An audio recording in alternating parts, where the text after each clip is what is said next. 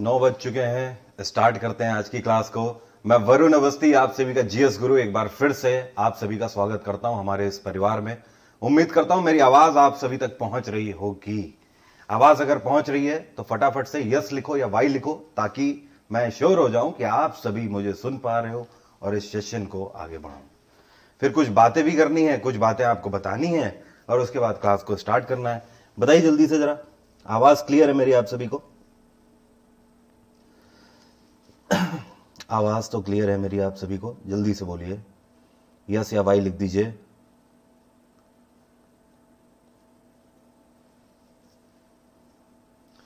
बहुत बढ़िया, चलिए शुरू करते हैं। आज है 13 फरवरी। पता नहीं कौन सा डे होगा, प्रपोज डे होगा या फलाना डे होगा, ढिमाका डे होगा। खैर, मोहब्बत वालों के लिए कुछ। हर लम्हा तेरी याद का पैगाम दे रहा है। मैंने क्या कहा? हर लम्हा तेरी याद का पैगाम दे रहा है। अब तेरा इश्क ही मेरी जान ले रहा है। क्लास को स्टार्ट करते हैं। जिन लोगों को अभी भी ये नहीं पता है, इंटेलिजेंस ब्यूरो वाले स्टूडेंट्स को, कि मैं करंट अफेयर की क्लासेस दे रहा हूं, तो आप सभी के लिए ये मैं बता दूं आपको कि 15 तारीख तक, मतलब 3 क्लासेस मैं आपको दे चुका हूं। अभी 2 क्लास और दूंगा, जिसमें पिछले 3 महीने के करंट अफेयर मैं रिवाइज करा रहा हूं।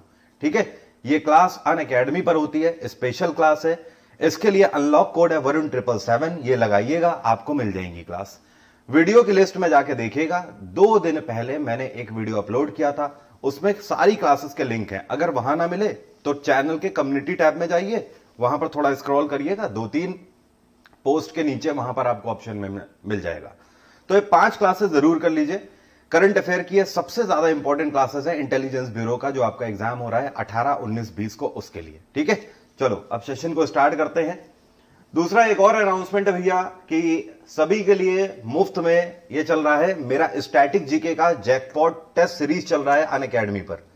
इसके लिए कोई भी आपका पैसा लगना नहीं है, आपको सिर्फ फ्री में खुद को एनरोल करना है और इस पे आप टेस्ट दे सकते हो। ये टेस्ट आपके 26 फरवरी तक चल रहे हैं। ठीक है, लेकिन बहुत सारे स्टूडेंट अपने आप में क्या बहुत ज्यादा ज्ञानी बनते हैं, मतलब कहने का कि उन्हें पता नहीं किस चीज की दिक्कत है कि सर अनअकैडमी पर दोगे तो नहीं लेंगे, अलग से मॉक ले लेंगे। अरे भाई, मैं भी कहीं नौकरी करता हूं, जहां पे दे रहा हूं फ्री कंटेंट चाहिए, फ्री लो यार, अपना काम करो, वहां से निकलो, बात हो गई खत्म।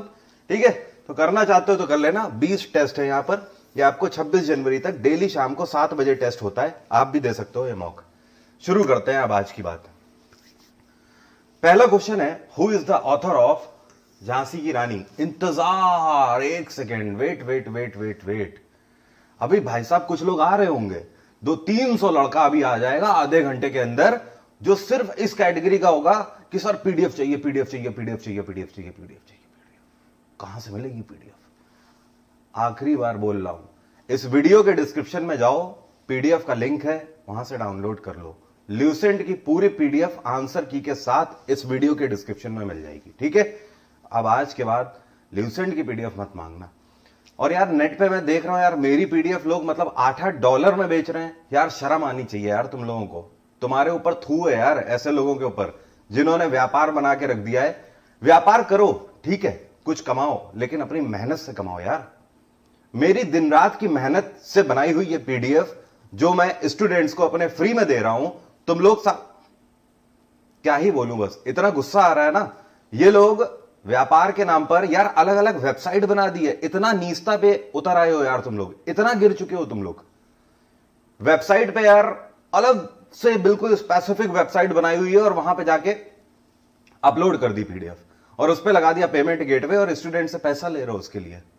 इतना ध्यान रख लो, जितने भी लोग मुझे जानते हैं, वरुण अवस्थी को जितने भी लोग आप में से जानते हो, ध्यान रखना किसी भी पीडीएफ के लिए मैंने कोई भी पैसा नहीं लिया है, तो कहीं पर भी पे करने की जरूरत नहीं है, 1 रुपया भी पे करने की जरूरत नहीं है। ठीक है, और किसी दिन मेरे हत्थे कोई चढ़ गया तो बेटा ध्यान रखना, इसलिए थोड़ा सा लेवल पे आ जाओ, और अगर कमाना ही ना तो अपनी मेहनत से कमाओ। चलिए, पहला क्वेश्चन है, who is the author of Jhansi की रानी? झांसी की रानी नाम की जो किताब है, ये किसके द्वारा लिखी गई है? आंसर करिए जरा। पहले क्वेश्चन का आंसर आप ही लोग करोगे, जल्दी से बताइए, जल्दी से बताइए। आपसे कह रहा है झांसी की रानी जो ये किताब है, इसके ऑथर कौन है? आपके सामने वैसे लिखा हुआ है, ये है डॉक्टर वृंदावन लाल शर्मा वर्मा, इनके द्वारा ये किताब लिखी गई है। ध्यान रखिएगा, एसएससी ये क्वेश्चन कई बार पूछ चुका है। अगला क्वेश्चन है, विच acid is found in tomato? टमाटर में कौन सा एसिड पाया जाता है? तो भाई साहब, टमाटर में ऑक्सैलिक एसिड पाया जाता है। एसिड से आपसे हर साल एसएससी क्वेश्चन पूछता है, आपको ध्यान रखना है। जो ये साइट्रिक एसिड है, ये सारे खट्टे पदार्थों में पाया जाता है। किसमें? खट्टे पदार्थों में पाया जाता है। जैसे आपका नींबू हो गया, संतरा हो गया, इन सभी पदार्थों में, और आपका अनानास हो गया, इन सब में साइट्रिक एसिड पाया जाता है। क्या मैंगो में साइट्रिक एसिड पाया जाता है? एक चीज देखो यहां पर ध्यान रखना, मैंगो मतलब आम, और हो गया एप्पल मतलब सेब, इन दोनों में दो दो एसिड पाए जाते हैं। एक तो इन दोनों में मेनली मैलिक एसिड पाया जाता है, और दूसरा इसमें पाया जाता है साइट्रिक एसिड। साइट्रिक एसिड इसलिए कि आम और एप्पल दोनों ही खट्टे भी होते हैं, इस वजह से इसमें साइट्रिक एसिड भी होता है। लेकिन ध्यान रखना, जब आपसे एसएससी क्वेश्चन पूछेगा तो ज्यादातर आपको वहां पर ऑप्शन के तौर पर क्या मिलेगा? मैलिक एसिड ही मिलेगा। लेकिन जब भी मैलिक और साइट्रिक एसिड दोनों ऑप्शन में मिल जाए तो आप मैलिक ही लगाना, आप मैलिक के साथ जाना, आपका आंसर सही होगा। अमीनो एसिड किस में पाया जाता है? अंडे में पाया जाता है, एग में। ठीक है, आगे बढ़ते हैं। अगला क्वेश्चन है, who is the inventor of DNA and RNA? DNA और आरएनए को इन्वेंट किसने किया था, या डीएनए और आरएनए की खोज किसने करी थी? इन्वेंट तो एक अलग चीज हो गई, इसकी खोज करी गई थी जेम्स वॉटसन के द्वारा, और इनके साथ में इनके एक फ्रेंड थे जिनका नाम था फ्रांसिस क्रिक। क्या नाम है? Francis Crick. 1953 में खोज करी गई थी डीएनए और आरएनए की। अगला क्वेश्चन है, which of the following is the largest living reptile on this अर्थ? इस पूरी अर्थ में सबसे ज्यादा मतलब सबसे बड़ा रेप्टाइल कौन सा है, या फिर सबसे बड़ा रेप्टाइल क्रीचर कौन सा है? तो ध्यान रखना, ये है फॉरेस्ट लिजार्ड। और वैसे ये एक अलग तरीके की छिपकली है। इसका वजन पता है कितना होता है? करीब 200 किलो के आसपास इसका वजन होता है।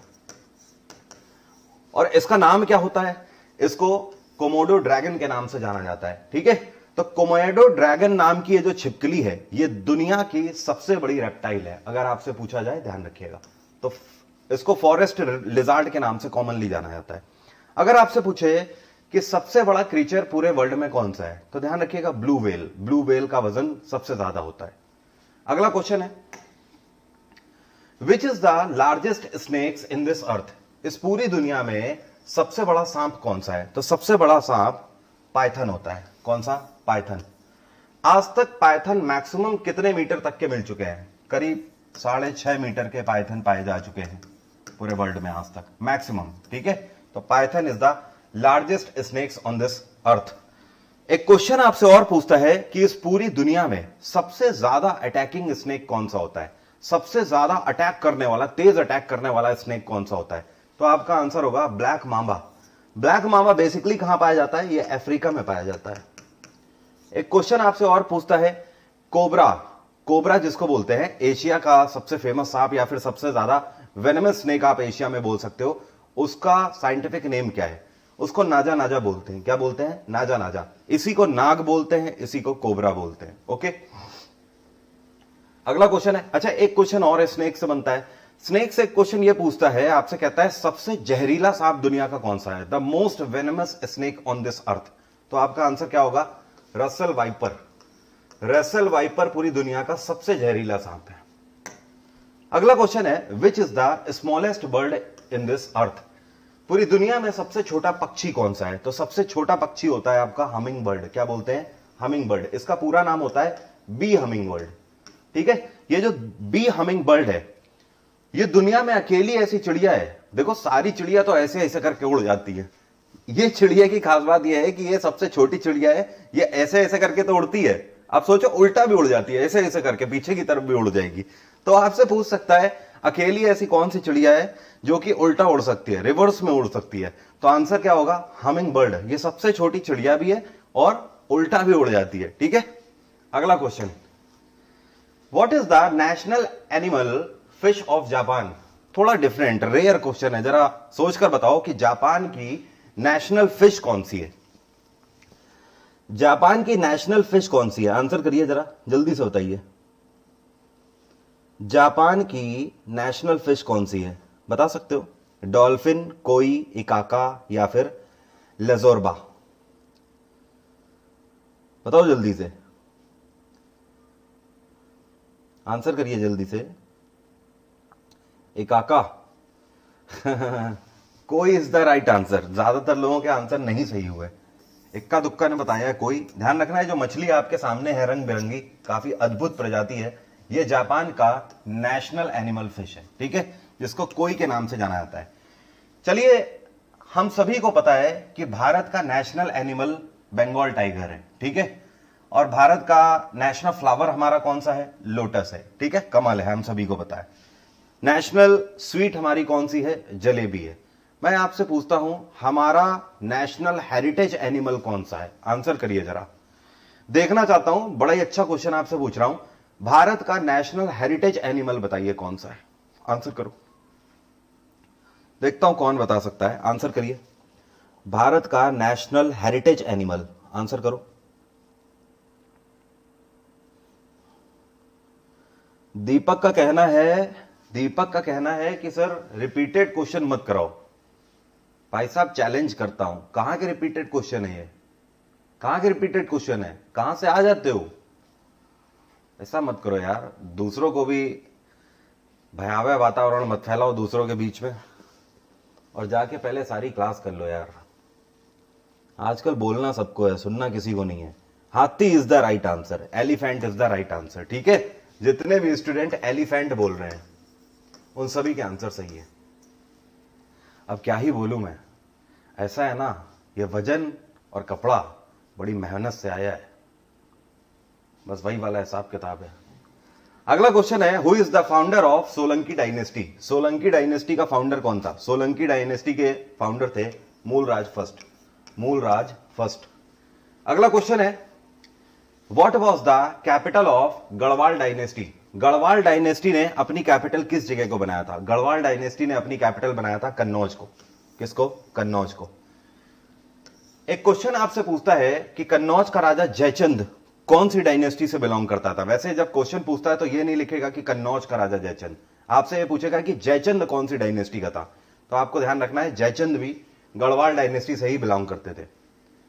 अगला क्वेश्चन है, firstly who hosted Indian flag in foreign? इनमें से कौन है जिन्होंने सबसे पहले भारतीय ध्वज को किसी दूसरे देश में जाके फहराया था? आपका आंसर होगा मैडम भीकाजी कामा। क्या नाम है? मैडम भीकाजी कामा।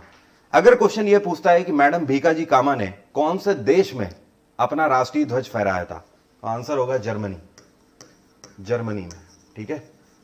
तो एक क्वेश्चन में आपको दो क्वेश्चन मिले हैं। मैडम भीकाजी कामा ने जर्मनी में पहली बार भारतीय तिरंगे को लहराया था। Which Congress president has negotiated with both Cripps mission and Lord Wavell? आपसे कह रहा है, क्रिप्स मिशन जब भारत में आया था उस टाइम पर लॉर्ड वॉवेल थे यहां पर वायसराय। तो क्रिप्स मिशन और वॉवेल दोनों से, इनमें से कौन सी भारतीय लीडर ने नेगोशिएशन किया था? दोनों से बात करी थी भारत के आने वाले फ्यूचर के लिए, मतलब आजाद भारत के लिए। तो आपका आंसर यहां पर होगा अबुल कलाम आजाद साहब। अबुल कलाम आजाद साहब अकेले ऐसे व्यक्ति थे जिन्होंने क्रिप्स मिशन और लॉर्ड वॉवेल दोनों के पास जाके बात करी थी, दोनों को नेगोशिएट करने की कोशिश करी थी। अगला क्वेश्चन है, in which year Rowlatt Act was introduced? Rowlatt Act Bharat में कौन से साल में लाया गया था? रॉलेट एक्ट 1919 में लाया गया था, फरवरी के महीने में लाया गया था। और उसके बाद इसी साल ये रॉलेट एक्ट वही है जिसको काला कानून के नाम से जाना गया था, जिसमें ब्रिटिशर्स ने कहा था कि हम केवल शक की बुनियाद पर ही गिरफ्तारी कर सकते हैं। इसी के खिलाफ हर जगह पर प्रोटेस्ट चल रहा था, और प्रोटेस्ट चलते के तहत 13 अप्रैल 1919 को जलियांवाला बाग हत्याकांड अमृतसर में हो गया था। तो 1919 में फरवरी के महीने में रॉलेट एक्ट आया था। The times newspaper publishes from which city? आपसे कह रहा है, पूरी दुनिया का फेमस न्यूज़पेपर है द टाइम्स, ये कौन से शहर से पब्लिश किया जाता है? और इसको पहली बार 1785 में पब्लिश किया गया था। द टाइम्स न्यूज़पेपर लंदन से पब्लिश किया जाता है, ध्यान रखना, आप भूलना मत। अगर आपसे पूछता है कि भारत का सबसे पहला न्यूज़पेपर कौन सा है, तो आपका आंसर क्या होगा? बंगाल गैजेट। क्या नाम है इसका? बंगाल गैजेट। अगर आपसे पूछता है भारत का पहला हिंदी न्यूज़पेपर कौन सा है, तो आपका आंसर क्या होगा? उदंत मार्तंड। क्या नाम है? उदंत मार्तंड। यह भारत का पहला हिंदी न्यूज़पेपर है। ओके, और उदंत मार्तंड किसके द्वारा पब्लिश किया गया था? इसके पब्लिशर कौन थे? तो ध्यान रखना, इसके पब्लिशर थे शिशिर कुमार घोष। शिशिर कुमार घोष। ठीक है, अगला क्वेश्चन है, federal assembly Duma is the parliament of which country? जैसे हमारे देश की संसद को संसद बोला जाता है, हमारे देश की पार्लियामेंट को हम लोग संसद बोलते हैं, अफगानिस्तान की पार्लियामेंट को शोरा बोलते हैं, वैसे ही ये कौन सा देश है जिसकी संसद को दूमा बोला जाता है या फेडरल असेंबली दूमा के नाम से जाना जाता है? ध्यान रखना, यह है रशिया। रूस की पार्लियामेंट को फेडरल असेंबली दूमा के नाम से जाना जाता है। और स्विट्जरलैंड की कैपिटल है बर्न, जापान की कैपिटल है टोक्यो, इंडोनेशिया की कैपिटल है जकार्ता, रशिया की कैपिटल है मॉस्को।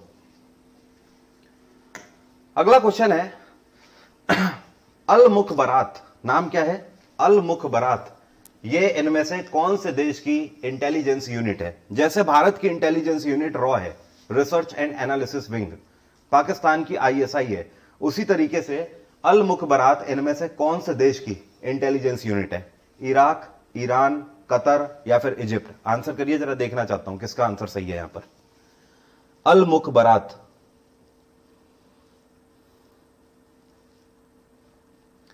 अखिल कुमार, आंसर बिल्कुल सही है, अखिल का आंसर सही है। और भी जो लोग आंसर कर रहे हैं इराक, उन सभी का आंसर सही है। ठीक है, Al Mukhabarat is an intelligence unit of Iraq. Iran जो लोग बोल रहे हैं उनको बता दूं, ईरान की इंटेलिजेंस एजेंसी को शावक बोलते हैं। क्या बोलते हैं? शावक। अगला क्वेश्चन है, Humayun tomb is located in which place? बिल्कुल सिंपल सा क्वेश्चन है बच्चों वाला। हुमायूं टॉम्ब कहां पर है? यह है नई दिल्ली में। और हुमायूं टॉम्ब को किसके द्वारा बनाया गया है? हुमायूं टॉम्ब को हुमायूं की वाइफ हामिदा बानो बेगम के द्वारा बनवाया गया है। एक क्वेश्चन आपसे यह पूछता है कि मुगलिया सल्तनत में जितनी भी इमारतें हैं, ठीक है, वो सब कौन सी इमारत से इंस्पायर्ड है? तो आपको ध्यान रखना है, मुगलिया सल्तनत के अंदर लगभग बनी हुई सारी इमारतें, चाहे वो शाहजहां ने ताजमहल ही क्यों ना बनवाया हो, वो सारी इंस्पायर्ड है हुमायूं टॉम्ब से। आप कभी भी आकृति देखोगे, सबकी लगभग हुमायूं टॉम्ब से मिलती जुलती आकृति है, तो सारी इंस्पायर्ड है हुमायूं टॉम्ब से। अगला क्वेश्चन है, iron pillar is located in which place? Iron pillar इनमें से कौन सी जगह पर है? आयरन पिलर दिल्ली में है। मैं आपको पढ़ाता भी हूं कि मौर्य साम्राज्य के बारे में हमें इन्हीं कुतुब मीनार कॉम्प्लेक्स में स्थित आयरन पिलर से पता लगता है। ओके, तो ये दिल्ली में है, इस तरीके से दिखते हैं। आप में से जो लोग भी दिल्ली घूमने आइए, कुतुब मीनार घूमेंगे, तो आयरन पिलर जरूर देखकर जाइएगा। ये देखिए, लौह स्तंभ, आयरन पिलर। अगला क्वेश्चन है, central intelligence agency CIA is associated with which country? जैसे अभी आपसे पूछा था अल मुखबरात इराक की है, उसी तरीके से अब आपसे पूछ रहा है CIA कहां की इंटेलिजेंस यूनिट है? CIA अमेरिका की है। ठीक है, और अगर इजराइल की पूछे, दुनिया की सबसे डेडलीस्ट इंटेलिजेंस एजेंसी कौन से देश की है? वो है इजराइल की। इसको मोसाद के नाम से जाना जाता है। क्या बोलते हैं? मोसाद। सुना जरूर होगा आपने, ऐसा हो नहीं सकता। ये कौन सा साल है जिसमें प्रेसिडेंट हाउस बन के कंप्लीट हुआ था? 1910, 1917, 1912 या फिर 1942? ध्यान रखिएगा, प्रेसिडेंट हाउस 1912 में बनके तैयार हो गया था। ठीक है, और राष्ट्रपति भवन के आर्किटेक्चर कौन है? इसके आर्किटेक्ट कौन है? इनका नाम है एडविन लुटियन। क्या नाम है? Edwin Lutyens. इनके साथ कभी कभी इनके अलावा भी एक ऑप्शन में दे देता है, इनके साथ और थे एक, इनका नाम था हर्बर्ट बेकर। क्या नाम था? Herbert baker. तो हर्बर्ट बेकर और एडविन लुटियंस दोनों के द्वारा मिलकर प्रेसिडेंट हाउस को डिजाइन किया गया था और 1912 में इसे बनाकर तैयार किया गया था। प्रेसिडेंट हाउस कौन सी हिल के ऊपर पड़ता है? ये रायसीना हिल के ऊपर पड़ता है। किसके ऊपर? रायसीना हिल। अगला क्वेश्चन है, rose is the national emblem of which country?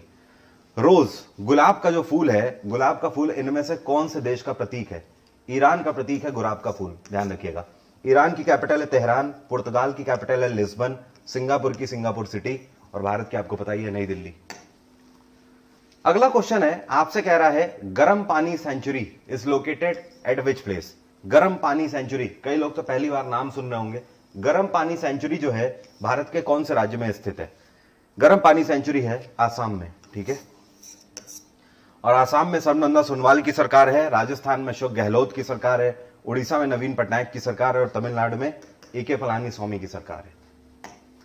अगला क्वेश्चन है, in which state Hirakud dam is situated. आपसे कह रहा है हीराकुंड बांध कहां पर है। यह भी बच्चों वाला क्वेश्चन है, हम सभी को पता है, यह है उड़ीसा में। उड़ीसा में कौन से जिले में पड़ता है हीराकुंड डैम, तो ये सबको पता होना चाहिए। ये थोड़ा सा आपको फंसाने वाला क्वेश्चन हो सकता है। इस डिस्ट्रिक्ट को बोलते हैं संबलपुर। संबलपुर डिस्ट्रिक्ट में पड़ता है हीराकुंड डैम। अगला क्वेश्चन है, where is Nishat Bagh located. Nishat Bagh इनमें से कौन सी जगह पर है। निशात बाग है जम्मू कश्मीर में, और जम्मू कश्मीर में श्रीनगर में। यहां पर श्रीनगर। कोई बता सकता है कि निशात बाग को किसके द्वारा बनाया गया था श्रीनगर में। Anybody who can tell me. कोई भी बता दे, कोई भी बता दे, जानकर खुशी होगी मुझे। निशात बाग को किसके द्वारा बनवाया गया था, आंसर करिए जरा।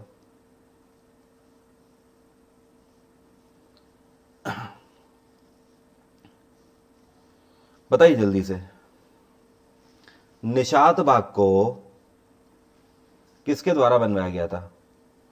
बोल रहे जवाहरलाल नेहरू के द्वारा बनवाया गया था, जहांगीर के द्वारा बनवाया गया था। अच्छा, और कोई बता सकता है? और कोई? बहुत बढ़िया, बहुत बढ़िया। अब आया ना सही आंसर। देखो है क्या, मैं वैसे आपको बता देता हूं। निशात बाग को बनवाया गया था आसिफ खान के द्वारा। किसके द्वारा? आसिफ खान के द्वारा। और आसिफ खान कौन थे? आसिफ खान नूरजहां के भाई थे, ठीक है।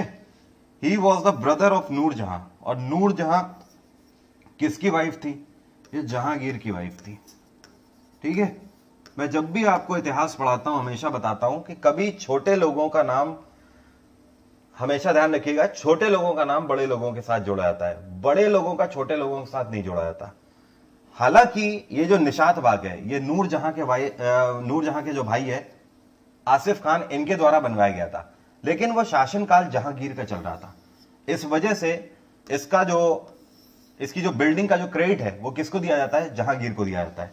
अब सुनिए, एग्जाम में भी आपको जहांगीर ही ऑप्शन में मिलेगा ज्यादातर, लेकिन कभी अगर जहांगीर ऑप्शन ना मिलके आसिफ खान मिल जाए तो ध्यान रखना, फिर वही आपका आंसर होगा। ओके, अगला क्वेश्चन है, which of the following had introduced 6 types of coin. आपसे कह रहा है इनमें से कौन सा यह व्यक्ति है या कौन सा यह शासक है जिसके द्वारा 6 तरीके के सिक्के चलाए गए थे। यह है समुद्रगुप्त। समुद्रगुप्त ने 6 तरीके के सिक्के चलाए थे। कौन कौन से सिक्के चलाए थे? एक तो अश्वमेध सिक्का चलाया था, ठीक है, अश्वमेध सिक्का। दूसरा एक वीणा वाला सिक्का चलाया था, जिसमें वीणा लिए खड़े हुए हैं। एक सिंह वाला सिक्का चलाया था, जिसमें सिंह का मुख फाड़ रहे हैं। एक आपका तीर धनुष वाला सिक्का चलाया था, आर्चर टाइप सिक्का इसको बोलते हैं, ठीक है। और एक आपका चलाया था गरुण ध्वज सिक्का, जिसको गरुण ध्वज सिक्के के नाम से जाना जाता है, ठीक है। तो आप देख सकते हो यहां पर 5 हो गए हैं। 6वां सिक्का इन्होंने कौन सा चलाया था, कोई बता सकता है? एक तो वीणा हो गया, एक तो अश्वमेध हो गया, एक तो सिंह का संहारक हो गया, और एक हो गया आपका गरुड़ ध्वज, एक हो गया तीर धनुष वाला। एक कोई बता सकता है? Anybody who can tell me, जल्दी से। और ये सारे सिक्के समुद्रगुप्त ने कौन सी धातु में चलाए थे? गोल्ड में चलाए थे। एक क्वेश्चन आपसे और पूछता है कि स्वर्ण युग कौन सी डायनेस्टी के टाइम पीरियड को बोलते हैं? तो ध्यान रखिएगा, स्वर्ण युग बोलते हैं गुप्ता डायनेस्टी के टाइम पीरियड को। गुप्ता डायनेस्टी के टाइम पीरियड को गोल्डन एरा बोला जाता है या गोल्डन एज बोला जाता है, क्योंकि ये वो टाइम पीरियड चल रहा था गुप्त साम्राज्य जहां पर सबसे ज्यादा सोने का यूज हुआ है। ओके, दीवारों में सोने का यूज, खाने के बर्तनों में सोने का यूज, हर तरीके से सोने का यूज हुआ करता था। बिल्कुल सही, बैटल एक्स सिक्का, ठीक है, बैटल एक्स, कुल्हाड़ी वाला सिक्का, कुल्हाड़ी बनी हुई थी एक सिक्के में, ठीक है। तो ये 6 तरीके के सिक्के समुद्रगुप्त के द्वारा चलाए गए। एक ढक्कन कह रहा है हमारे बीच में कि ऐसा कैसे पॉसिबल है कि 1500 में ल्यूसेंट कवर हो जाएगी, 1500 क्वेश्चन में ल्यूसेंट कवर हो जाएगी। अब इस ढक्कन को कौन बताए कि अगर ल्यूसेंट का हर एक क्वेश्चन में यहां करा दूंगा तो किताब उससे अच्छा तुम नहीं पढ़ लोगे। किताब में और किताब का किताब का मैं यहाँ पे ट्रांसलेशन कर रहा हूं कि मैं उसका बेस्ट कंटेंट लेकर आ रहा हूं? मैं यहाँ पर समरी बता रहा हूं ना कि कम टाइम में लिसनिंग को कैसे कवर किया जाए। अब इस ढक्कन को कौन बताए कि पूरी किताब यहां पर उतार देंगे तभी पढ़ाई हो पाएगी क्या? अगला क्वेश्चन है, Masai is a tribe of which country? आपसे कह रहा है मसाई इनमें से कहां की ट्राइब है? मसाई ट्राइब है कीनिया की, ध्यान रखिएगा, कीनिया की ट्राइब है। और कीनिया की कैपिटल क्या है? नैरोबी है कीनिया की कैपिटल। अगला क्वेश्चन है, what is the another name of Sahyadri range? बिल्कुल बच्चों वाला क्वेश्चन है, आंसर करिए जरा जल्दी से, आंसर करिए जल्दी से, बच्चों वाला क्वेश्चन है, आंसर करिए जरा जल्दी से। अब इससे सस्ता क्वेश्चन क्या लोगे, बताओ जल्दी।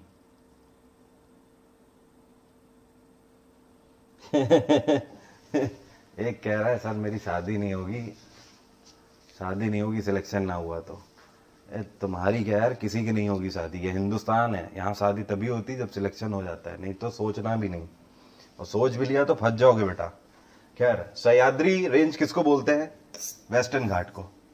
भारत का ये वाला हिस्सा, ये कर्नाटक से लेकर केरल तक फैला हुआ जो हिस्सा है, इसी को हम लोग वेस्टर्न घाट के नाम से जानते हैं और इसी को सह्याद्री के नाम से जानते हैं। ये आपका ईस्टर्न घाट हो गया, ये नॉर्थ ईस्ट एक्सटेंशन हो गया, और ये हो गया डेक्कन ट्रैप ऊपर वाला। इसको क्या बोलते हैं? दक्कन का पठार बोलते हैं, इंग्लिश में डेक्कन ट्रैप। अगला क्वेश्चन है, Taklamakan desert is situated in which country? बिल्कुल सिंपल सा क्वेश्चन है, आपसे कह रहा है तकलामाकन का मरुस्थल कहां पर स्थित है? यह आपका वेस्टर्न चाइना में पड़ता है। कहां पर? वेस्टर्न चाइना में, भारत की तरफ वाले चाइना में, वेस्टर्न। यह है भारत और ऊपर यह है चाइना, तो इधर कैलाश रेंज के पास यह पड़ता है आपका तकलामाकन डेजर्ट। तकलामाकन का पठार भी यहीं पर स्थित है, चाइना में। अगला क्वेश्चन है, भारत रत्न को सबसे पहले कौन से साल में इंट्रोड्यूस किया गया था? भारत रत्न को 1954 में इंट्रोड्यूस किया गया था। एक चीज और ध्यान रखना, यह कम लोगों को पता होता है, 1954 में कितने लोगों को भारत रत्न मिला था? 3 लोगों को मिला था। भारत रत्न एक साल में एक ही बार दिया जाता है, मैक्सिमम कितने लोगों को दिया जा सकता है? आंसर है 3 लोगों को। और ये 3 लोग कौन कौन थे? सर्वपल्ली राधाकृष्णन थे, सी राजगोपालाचारी थे और सीवी रमन थे। ये 3 लोग थे जिनको भारत रत्न से सम्मानित किया गया था। एक क्वेश्चन आपसे और पूछता है, who introduce CR formula? CR formula किसके द्वारा लॉन्च किया गया? तो ध्यान रखना है, सीआर फॉर्मूला सी राजगोपालाचारी के ही द्वारा लॉन्च किया गया था। सीआर फॉर्मूला था क्या? देखो, सीआर फॉर्मूला हम इसको बोलते हैं, जब भारत का विभाजन हो रहा था 1947 में, ठीक है, उस टाइम पे, और भारत जब आजाद हो रहा था, उस टाइम पे कांग्रेस और मुस्लिम लीग दोनों में आपस में सामंजस्य नहीं बैठ रहा था। मतलब दोनों में एक कॉमन समराइज्ड फॉर्म में कोई कंक्लूजन निकल के नहीं आ रहा था। तो उस केस में सी राजगोपालाचारी के द्वारा कांग्रेस और मुस्लिम लीग दोनों के बीच में एक कंपैटिबिलिटी सॉल्यूशन निकाला गया, या फिर कंपैटिबल सॉल्यूशन आप बोल सकते हो, सारा समराइज फॉर्म में निकाला गया। उसी को हम लोग सीआर फॉर्मूला के नाम से जानते हैं।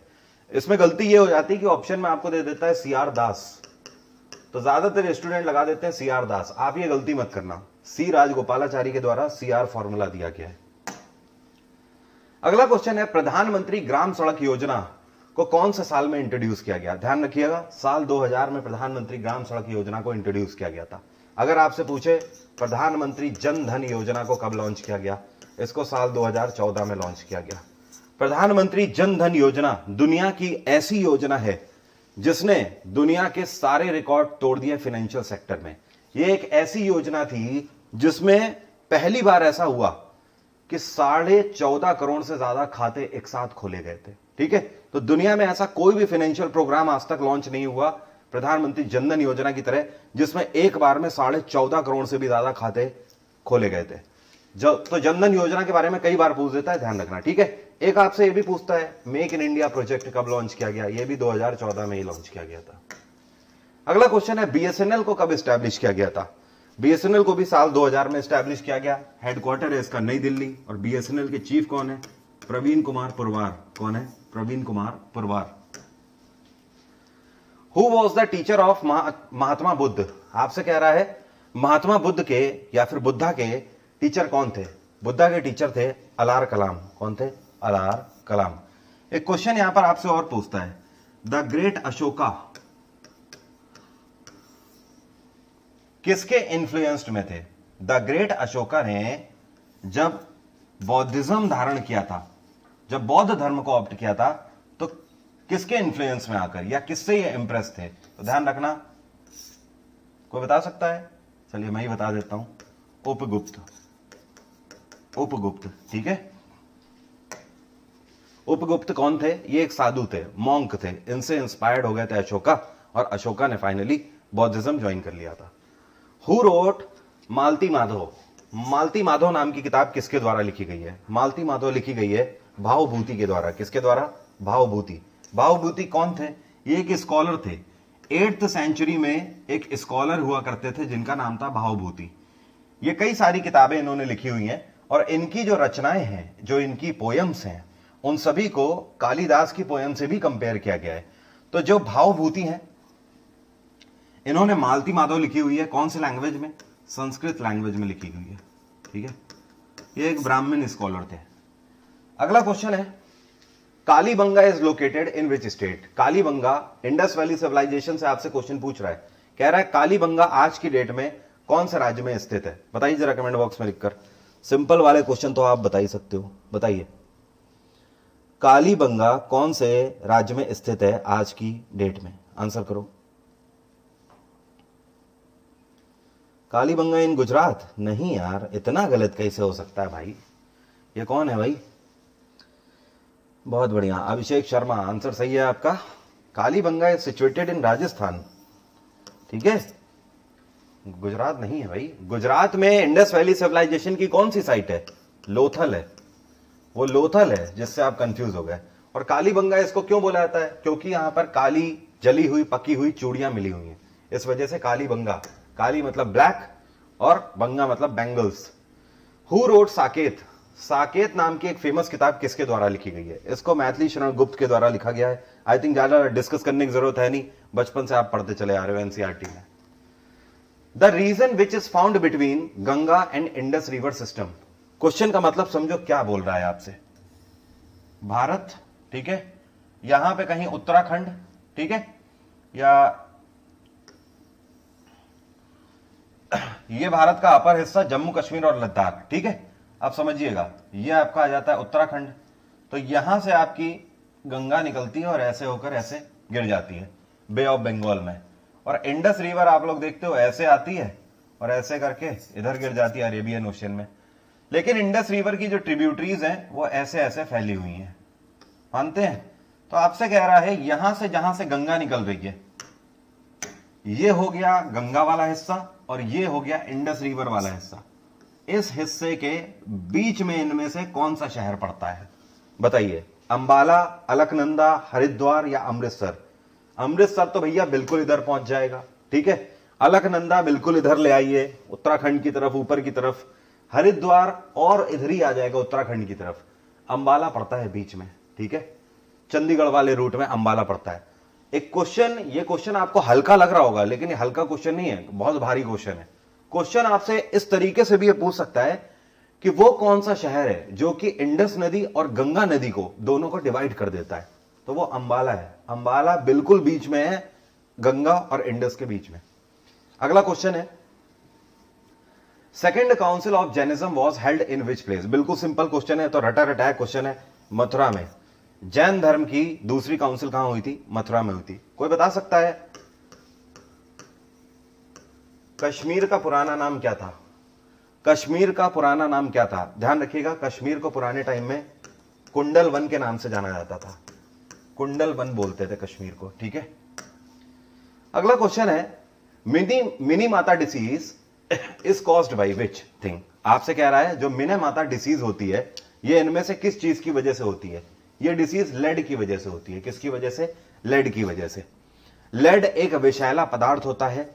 लेड वही पदार्थ होता है जो कि गन की बुलेट के अंदर भी डाला जाता है, और ये जैसे ही आपके ब्लड में जाके मिलती है ये पॉइजनस हो जाता है, ठीक है, विषैला हो जाता है और पूरे शरीर में फैल जाता है इसका जहर।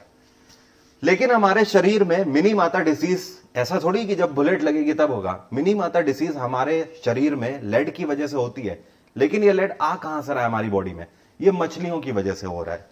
एक्चुअली है क्या कि यार टेनरी का जितना भी है पॉल्यूशन है, जितनी भी है फैक्ट्री वगैरह है, इनसे निकलने वाला जितना भी गंदा केमिकल युक्त पानी है, ये सब नदियों में जाता है और नदियों में जाके पानी में मिल जाता है। उसके बाद हमारी मछलियां इसे खा लेती हैं। अब ये मछलियों में आ गया, जितना भी लेड नदी में है वो सब मछलियों में आ गया और मछलियां हमने कंज्यूम कर ली, तो ये हमारी बॉडी में आ गया। इस तरीके से हमारी बॉडी में लेड आ जाता है और मिनामाता डिसीज हो जाती है। ठीक है, तो लेड जो आ रहा है बेसिकली फिशेस से आ रहा है। ओके, अगला क्वेश्चन है, how much percent oxygen found in atmosphere? हमारे इस पूरे एटमॉस्फेयर में कितने परसेंट ऑक्सीजन पाई जाती है? 28%, 21%, 32% या 17%? आई एम श्योर आधे लोग गलत करेंगे ये क्वेश्चन। बताइए जरा, आधे तो सही कर देंगे, आधे तो शेर हैं। बताइए जरा जल्दी से।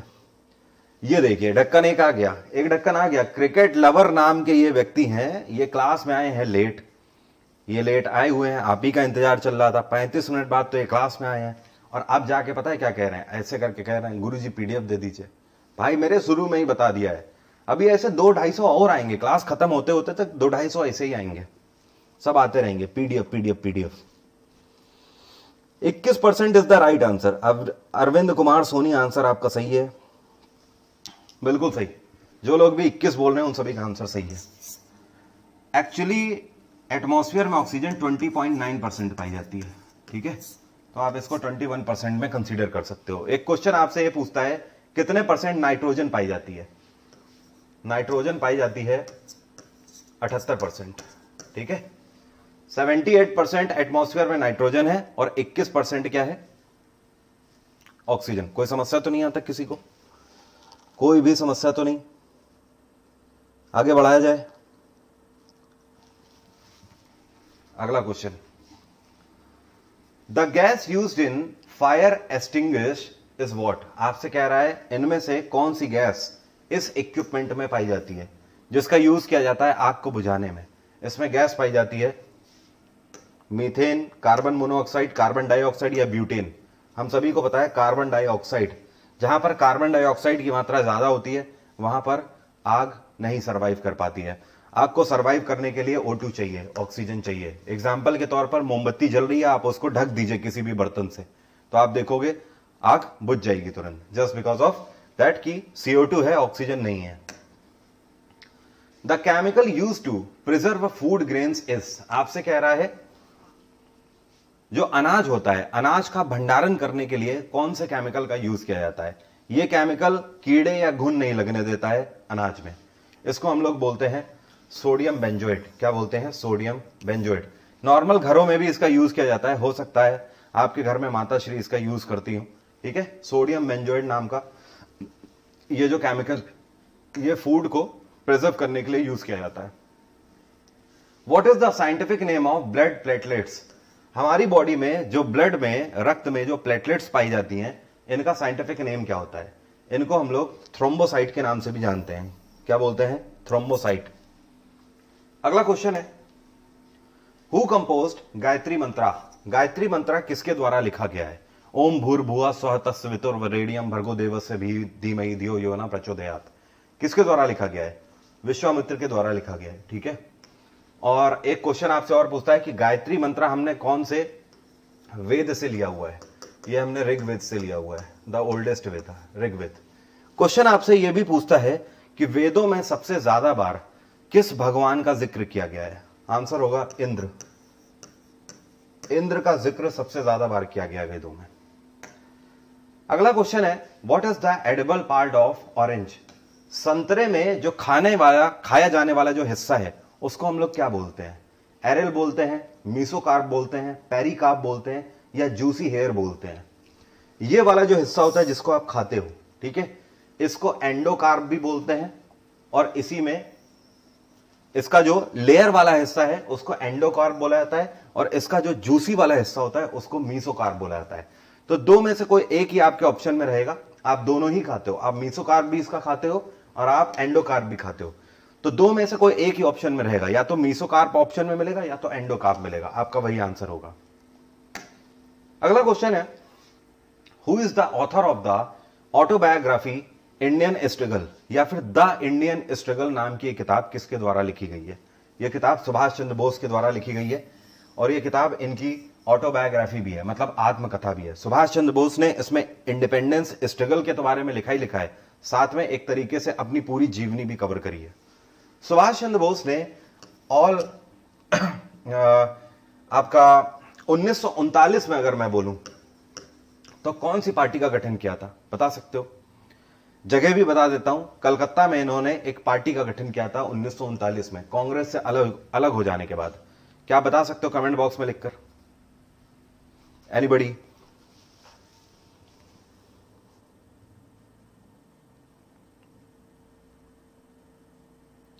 बताइए आंसर जल्दी से। All India forward block is the right answer, ठीक है, ऑल इंडिया फॉरवर्ड ब्लॉक। एक क्वेश्चन आपसे और पूछता है कि सुभाष चंद्र बोस ने रानी लक्ष्मीबाई रेजिमेंट की स्थापना कब करी थी? 1943 में करी थी, 1943 में। अगला क्वेश्चन है, the study of dreams is known as what? आपसे कह रहा है ड्रीम्स की जो स्टडी करते हैं, ठीक है, ख्वाबों की जो स्टडी करते हैं, उस स्टडी को क्या बोला जाता है? इस स्टडी को ओनेरोलॉजी बोला जाता है। क्या बोला जाता है? ओनेरोलॉजी, जब आप ड्रीम्स की स्टडी करते हो। ओके, अगला क्वेश्चन है, पहले एशियन गेम्स कौन से शहर में कंडक्ट किए गए थे? नई दिल्ली, संघाई, बीजिंग या फिर ढाका? पहली बार एशियन गेम्स का आयोजन नई दिल्ली में किया गया था। अगर पूछे कब किया गया था तो ध्यान रखना 1951 में किया गया था, 1951 में। एक सेकेंड भाई, किसी का कहना है कि अच्छा, ठीक है। देखो बेटा, जो आप कह रहे हो ना कि मरकरी से मिनी माता होती है, ठीक है, बिल्कुल सही आप कह रहे हो, मरकरी से मिनी माता होती है। फिश से हमें क्या मिल रहा है? फिश से हमें लेड भी मिल रहा है और मरकरी भी मिल रहा है, ठीक है। एग्जाम्पल के तौर पर, जैसे अभी कुछ टाइम पहले मैगी में किस चीज की मात्रा पाई गई थी जिसकी वजह से मैगी को बैन कर दिया गया था? मैगी में लेड की मात्रा पाई गई थी, ठीक है। तो एडिबल पदार्थों में किस तरीके से लेड और मरकरी आ रहे हैं? दोनों आपके थर्मल पॉल्यूशन की वजह से आ रहे हैं, मरकरी भी वहीं से आ रहा है, लेड भी वहीं से आ रहा है, ठीक है। तो लेड या मरकरी में से आपको कोई एक ऑप्शन में जरूर मिलेगा, लेकिन एक ही मिलेगा ऑप्शन में। अगर मरकरी मिलेगा तो लेड नहीं मिलेगा, लेड मिलेगा तो मरकरी नहीं मिलेगा। मिनी माता डिसीज आपकी दोनों से ही होती है, मरकरी से भी और लेड से भी, ये चीज ध्यान रहे। और एक बात आपको और बता दूं, जो पीडीएफ अपलोडेड है यहां पर, उसके क्वेश्चंस पे जो आंसर है, वो आंसर जो मैं यहां पर बता रहा हूं उस पर बिलीव करिएगा, क्योंकि उस पर जो आंसर टिक है वो आंसर मेरे टिक किए हुए नहीं है, वो स्टूडेंट्स के टिक किए हुए आंसर हैं। स्टूडेंट्स ने अपनी तरफ से उनको टिक किया हुआ है और आज जाकर कोर्स पूरा होगा ये। तो आप समझ सकते हो, कई सारे आंसर आपको ऐसे भी मिलेंगे कि सर आपने यहां पर कुछ और बताया, पीडीएफ में तो कुछ और मिल रहा है। तो इसलिए बोल रहा हूं, वो स्टूडेंट्स के द्वारा टिक किए गए ऑप्शन है, वो मैंने टिक नहीं किए हैं यहां पर ओपन प्लेटफॉर्म पे, इसीलिए आपके सामने बोल रहा हूं, वो स्टूडेंट्स जानते हैं। तो जो टेलीग्राम पे स्टूडेंट है उन्होंने कर दिए थे आपकी सहूलियत के लिए, लेकिन मैं फिर भी आपको बता दूं, उसमें आपको 10 और 90 का डिफरेंस देखने को मिल जाएगा। 90 क्वेश्चन के आंसर फिर भी सही मिलेंगे, 10% गलत हो सकते हैं, इसलिए ब्लाइंड ट्रस्ट उस पर मत करना, ठीक है। जो कि ऑनेस्टी वाली बात है, जेन्युइनली जो बात है। ये कौन है भाई? सर ऑक्सीजन भी 28% होता है। अग्रवाल साहब 78% तो नाइट्रोजन होता है। सुनिए मेरी बात सुन लीजिए पहले, 78% तो नाइट्रोजन है, ये मानते हैं कि नहीं मानते हैं? एटमॉस्फेयर में 78% के बाद 28% ऑक्सीजन कहां से आ जाएगी भाई मेरे? 22% तो बच रहा है। और उसके बाद अनदर गैसेस कहां गई? अनदर गैसेस एटमॉस्फेयर में होगी नहीं, केवल नाइट्रोजन और ऑक्सीजन ही होगी। दिमाग से सोचो यार, विवेक का यूज करो। 78% नाइट्रोजन, 21% आपकी ऑक्सीजन और उसके बाद अदर गैसेस, ये कॉम्बिनेशन है एटमॉस्फेयर में। लिख लो, अगर 28 कर दोगे गलत हो जाएगा, फिर मेरी जिम्मेदारी नहीं है, आप बोल सकते हो। अरे हद कर रहे हो यार, कह रहे हैं 28% ऑक्सीजन होती है। 28% कहां से ऑक्सीजन हो जाएगी? बाकी का 6% कहां से ले आओगे भाई मेरे? और बाकी अनदर गैसेस को जीने दोगे कि नहीं जीने दोगे? यहां पे कहीं वो वाला कंसेप्ट तो नहीं चल रहा है। एक क्वेश्चन ये पूछता है कि पूरी अर्थ में कितने % वाटर है, उससे भी कई बार आप लोग रिलेट कर देते हो। ध्यान रखना, अगर पूछे अर्थ में वाटर कितने % है, 71% एरिया में वाटर है। इससे तो नहीं कर दिया था कि 71% वाटर है और 28% ऑक्सीजन है। मुझे लग रहा है यही वाला हो गया सीन। अगला question, which article of Indian constitution is for uniform civil code. आपसे कह रहा है इनमें से कौन सा आर्टिकल है जो कि यूनिफॉर्म सिविल कोड के बारे में बताता है। ये डीपीएसपी का आर्टिकल है, आर्टिकल 44। ये यूनिफॉर्म सिविल कोड के बारे में बताता है। यूनिफॉर्म सिविल कोड होता क्या है? यूनिफॉर्म सिविल कोड का मतलब यह है कि राज्यों को हमारा संविधान ये निर्देश देता है कि वो जो भी कानून बनाए वो सब पे एक तरीके से पारित हो। मतलब कहने का कि मान लीजिए कि हेलमेट पर चालान है, तो हेलमेट पर चालान ऐसा ना हो कि चाचा हमारे विधायक हैं तो विधायक के ऊपर चालान नहीं लग रहा है, अधिकारी हैं तो उनका चालान नहीं कट रहा है, नॉर्मल गरीबों का चालान कट रहा है। ऐसा नहीं, सरकार की जिम्मेदारी होती है कि जो भी नियम कानून अप्लाई हो रहे हैं वो सबके ऊपर एक तरीके से समान रूप से अप्लाई करें। ठीक है, यूनिफॉर्म सिविल कोड। आर्टिकल 40 भी डीपीएसपी का हिस्सा है। यह हमें पंचायती राज सिस्टम अप्लाई करने के लिए बताता है हर राज्य के अंदर। आर्टिकल 48 है, मॉन्यूमेंट्स की हिफाजत करने के लिए बोलता है। और आर्टिकल 50 मोस्ट इंपॉर्टेंट है। यह क्या बताता है? यह separation of executive and judiciary. Hindi में मतलब इसका क्या हुआ? हिंदी में मतलब यह है कि एग्जीक्यूटिव मतलब कार्यपालिका और जुडिशरी मतलब न्यायपालिका, दोनों में सेपरेशन होना चाहिए। दोनों एक साथ मिलकर कभी कार्य नहीं करेंगे। आर्टिकल 50 हमें इसके बारे में बताता है। ठीक है, वरना कुछ सोचिए, अगर जुडिशरी के अंदर नेता बैठने लगे तब तो फिर न्याय हो चुका, फिर तो न्याय मिलने सरा, फिर या फिर हर किसी को न्याय मिल जाएगा फिर। ठीक है, तो हमेशा ध्यान रखिए, आर्टिकल 50 हमें बताता है कार्यपालिका और न्यायपालिका एक साथ काम कभी नहीं करेंगे। तभी आप देखते हो हमारे देश में कभी भी जजेस और पॉलिटिशियन की मीटिंग नहीं होती। अगला क्वेश्चन, कृष्णा नदी कहां पर जाके खत्म होती है? बिल्कुल सिंपल सी बात है, कृष्णा नदी बे ऑफ बंगाल में गिरती है। ठीक है, ईस्ट फ्लोइंग रिवर है। इसके ऊपर गोदावरी नदी बहती है, यह भी बे ऑफ बंगाल में गिरती है। इधर से कावेरी, यह भी बे ऑफ बंगाल में गिरती है। दक्षिण भारत की ये तीनों मुख्य नदियां ईस्ट फ्लोइंग रिवर्स हैं। तो आपका आंसर क्या हुआ? बे ऑफ बंगाल हुआ। अगला क्वेश्चन है, blood pumping is the responsibility of which part of brain. आपसे कह रहा है हमारे दिमाग में कौन से हिस्से का काम है रक्त को पंप करना, मतलब ब्लड को सर्कुलेट करना हमारे पूरे ब्रेन में। जैसे कि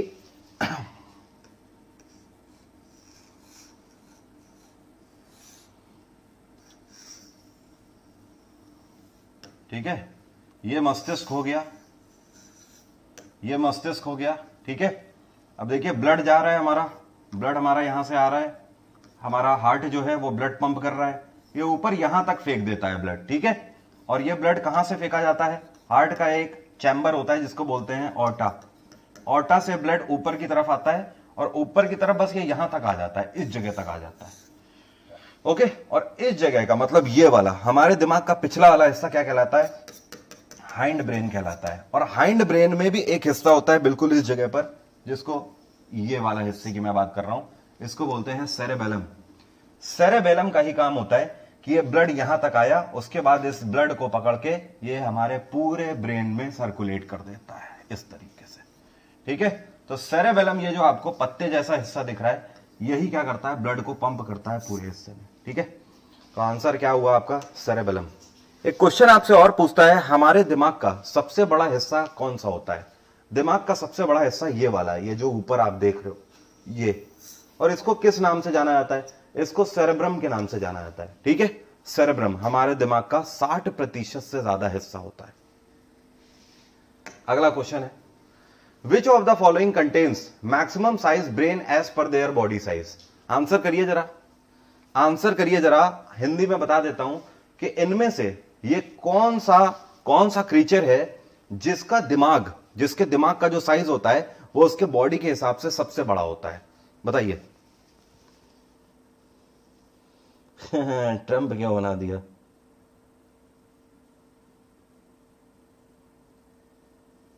बताइए जल्दी से। Elephant, camel, well. ठाकुर साहब आंसर सही है। चलो, ऐसा लग रहा है 50-50 का रेशियो निकल कर आ रहा है। अभी ठीक से क्वेश्चन नहीं पढ़ा है, लग रहा है ऐसा है। क्या पूछ रहा है? इनमें से कौन सा क्रीचर है जिस क्रीचर का मैक्सिमम साइज होता है ब्रेन का एज पर देयर बॉडी, मतलब बॉडी के हिसाब से जो ब्रेन का साइज है वो सबसे ज्यादा होता है। तो आंसर ह्यूमन है। इंसानी दिमाग पूरे वर्ल्ड में सबसे बड़ा होता है साइज में, उसकी बॉडी के हिसाब से। जो लोग एलिफेंट बोल रहे हैं, भाई साहब आप लोग उल्टा बोल रहे हो। अगर आपसे क्वेश्चन पूछेगा कि पूरे दुनिया में बॉडी के हिसाब से किसका ब्रेन साइज सबसे छोटा होता है, तब आंसर होगा एलिफेंट।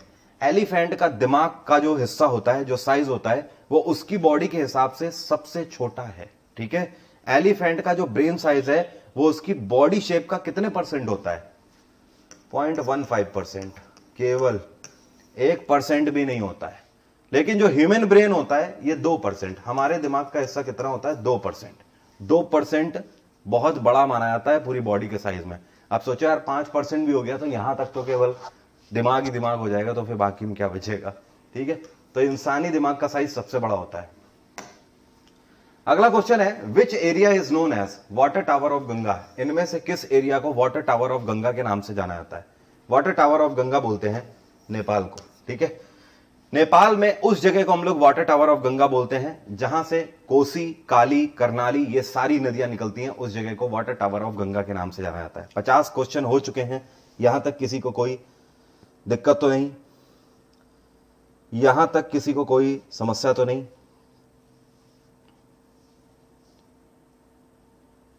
आंसर करिए जल्दी से, आगे बढ़ा जाए। चलिए आगे बढ़ते हैं। अगला क्वेश्चन है, source of Jhelum river. Jhelum नदी कहां से निकलती है? झेलम नदी पीर पंजाल से निकलती है। बिल्कुल सिंपल क्वेश्चन है। लेकिन अगर मैं पूछूं पीर पंजाल रेंज भारत के कौन से राज्य में या यूटी में आती है? ये जम्मू कश्मीर में आती है, पीर पंजाल रेंज। अगला क्वेश्चन है, which of the following freedom fighter was died due to hunger strike? इनमें से कौन से भारत के क्रांतिकारी हैं जिनकी मृत्यु हंगर स्ट्राइक करते हुए हो गई थी, भूख हड़ताल करते हुए जिनकी मृत्यु हुई थी? आपका आंसर होगा जतिन दास। इनका पूरा नाम जितेंद्र नाथ दास। ठीक है, जतिन दास की मृत्यु कब हुई थी? इनकी मृत्यु 1929 में हुई थी। कहां हुई थी? लाहौर जेल में हुई थी। जब भगत सिंह और सभी लोग जितने भी क्रांतिकारी थे वो सब हंगर स्ट्राइक कर रहे थे, तब उसी हंगर स्ट्राइक में जतिन दास की मृत्यु हुई थी। कितने दिनों बाद इनकी मृत्यु हुई थी? 63 दिन तक भूखे रहे थे, तब जाकर इनकी मृत्यु हुई थी। ओके, तो Jatin Das is the right answer, नाम ध्यान रखिएगा। अगला क्वेश्चन है, Aravalli range is situated in? Aravalli की जो पहाड़ियां हैं ये कहां पर पड़ती हैं? राजस्थान में, हम सभी को पता है, और दुनिया की सबसे पुरानी पहाड़ियों में से एक है अरावली की पहाड़ियां। अरावली की पहाड़ियां क्या यंग फोल्ड माउंटेन रेंजेस हैं?